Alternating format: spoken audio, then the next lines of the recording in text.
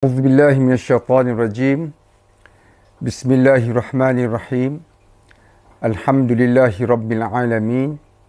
Allahumma salli ala Muhammad wa ali Muhammad ala immah wal mahdiin wassallim taslima. Assalamualaikum warahmatullahi wabarakatuh dan salam sejahtera kepada anda semua. Saya Kashfullah Al-Mahdi selaku Bishop Malaysia yang telah dilantik oleh Abdullah Hashim Aba As-Sadiq alaihissalam, utusan Imam Al-Mahdi dan juga Al-Qaim yang dijanjikan di akhir zaman, yang memanggil manusia seluruh dunia kepada Imam Al-Mahdi. Dengan ini ingin melakukan dan mengumumkan sesuatu perkara yang sangat penting. Sidang penonton yang menonton, pada 23 hari bulan Oktober, iaitu semalam, salah seorang ansar Imam Al-Mahdi yang telah membai'ah dan telah beriman dengan risalah dakwah yang dibawa oleh Imam Al-Mahdi alaihissalam, yang bernama saudara Zoleka Feli yang berusia 60 tahun, telah ditangkap oleh Jabatan Agama Islam Negeri Sembilan bersama isterinya dan salah seorang anak perempuannya. Beliau telah ditangkap di atas beberapa pertuduhan yang akan saya kongsikan. Beliau sebagai seorang ayah yang bertanggungjawab dan seorang yang menyedari tentang kepincangan dan kecacatan yang ketara di dalam dunia Ahlus Sunnah wal Jamaah, telah memulakan pencarian terhadap agama Muhammad yang sebenar di sepanjang hidup beliau.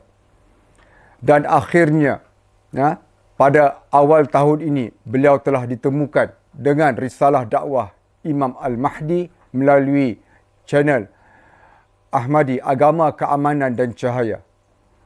Dan setelah beliau melakukan kajian dan berinteraksi dengan pihak kami, beliau telah menyatakan kesanggupan beliau dan yang penuh keikhlasan untuk beriman dengan risalah dakwah ini.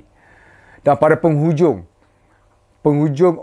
bulan Mac tahun ini, beliau telah melafazkan bai'ah beliau terhadap risalah dakwah ini. Dan sebagai seorang yang bertanggungjawab kepada keluarga beliau, sebagaimana Rasulullah sallallahu alaihi wasallam menyampaikan risalah dakwah agama Allah kepada keluarganya yang terdekat, isteri dan anak-anak dan keluarga, saudara mara mereka, Rasulullah terdekat. Beliau juga telah mengambil tanggungjawab untuk menyebarkan kebenaran ini kepada isteri dan anak-anak serta saudara mara beliau. Alhamdulillah, beberapa orang daripada ahli keluarga beliau telah beriman dan bersama membai'ah dakwah ini. Tetapi beliau turut mendapat tentangan daripada majoriti ahli keluarga beliau dan juga daripada sanak saudara beliau. Dan beliau telah menerima ugutan, ancaman daripada keluarga beliau sebagaimana tentangan dan ancaman yang telah diberikan oleh keluarga Rasulullah kepada Rasulullah SAW di kalangan pakcik-pakcik Rasulullah, seperti Abu Lahab, Abu Sufyan dan sebagainya. Sidang penonton yang dikasihi, risalah dakwah ini telah mengubah hidup saudara Zulkifli dan juga keluarganya yang beriman. Dan beliau alaihissalam menyedari bahawa Allah Subhanahu wa taala menyuruh manusia untuk membaca, dan itu bermaksud beliau sebagai orang yang mencintai Allah Subhanahu wa taala perlu membaca, mengkaji untuk mencari kebenaran, dan bukannya semata-mata bersandar kepada ajaran yang dibawa oleh guru-guru agama. Dan alhamdulillah, beliau telah melaksanakan tanggungjawab ini dengan baik. Malangnya, penentangan daripada keluarga beliau menyebabkan satu aduan telah dilakukan kepada Jabatan Agama Islam Negeri Sembilan terhadap beliau dan anggota keluarga beliau yang beriman. Dan pada 23 hari bulan Oktober, pegawai Jabatan Agama Islam berserta pihak polis telah datang ke rumah beliau dengan waran geledah dan telah menyerbu dan menggeledah rumah beliau dan telah menahan beliau dan 2 anggota keluarga beliau. Dan pada hari ini, beliau telah dijatuhkan hukuman dengan penjara selama 6 bulan dan denda sebanyak RM4,500. Di mana tempoh 6 bulan ini mewakili hukuman ke atas 3 pertuduhan yang telah disabitkan ke atas beliau. Pihak Ahmadi, Agama, Keamanan dan Cahaya tidak mahu mengulas tentang pertuduhan-pertuduhan ini walaupun ketiga-tiganya mengandungi kecacatan dari segi kebenaran. Dari segi tuduhan itu sendiri mengandungi kesilapan.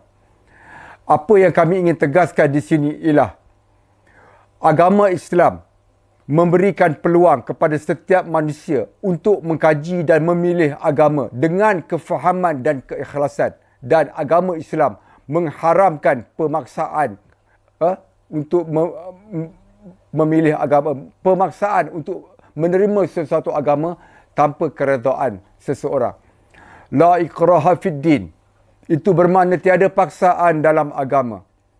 Di Malaysia, sesiapa saja yang berstatus warga negara Malaysia dilahirkan dalam keluarga Islam bermazhab akidah Ahlus Sunnah wal Jamaah secara automatik dipaksa untuk menjadi seorang yang menganut agama Islam versi mazhab tersebut. Pilihan tidak diberikan dan sekiranya seseorang itu mengkaji agama dan mendapati bahawa ada versi agama lain yang lebih tepat, sempurna dan memenuhi syarat kebenaran di sisi Allah, pihak ini tidak dibenarkan untuk memilih agama lain. Ini adalah pemaksaan kerana permaksaan bertentangan dengan wujudnya pilihan. Oleh itu, pihak kami mendapati bahawa kerajaan Malaysia sehingga hari ini adalah pihak yang sangat-sangat menzalimi dan telah menafikan kebebasan beragama ke atas rakyatnya sendiri. Di mana saudara kami yang telah beriman ini melafazkan kalimah La ilaha illallah dalam lafaz syahadah beliau. Bermakna beliau adalah seorang Islam. Tetapi di sisi kerajaan Malaysia, ini tidak mencukupi dan beliau dipaksa untuk mengikut mazhab akidah Ahlus Sunnah wal Jamaah yang telah dicipta oleh tangan-tangan manusia. Maka itu kami mengutuk sekeras-kerasnya kezaliman yang telah dilakukan ke atas beliau. Dan kami mengutuk apa jua bentuk diskriminasi terhadap saudara-saudari kami yang telah membai'ah dan beriman dalam risalah yang dibawa oleh Imam Al-Mahdi AS melalui utusan beliau Abdullah Hashim Aba Al-Sadiq AS. Sekian. Assalamualaikum warahmatullahi wabarakatuh.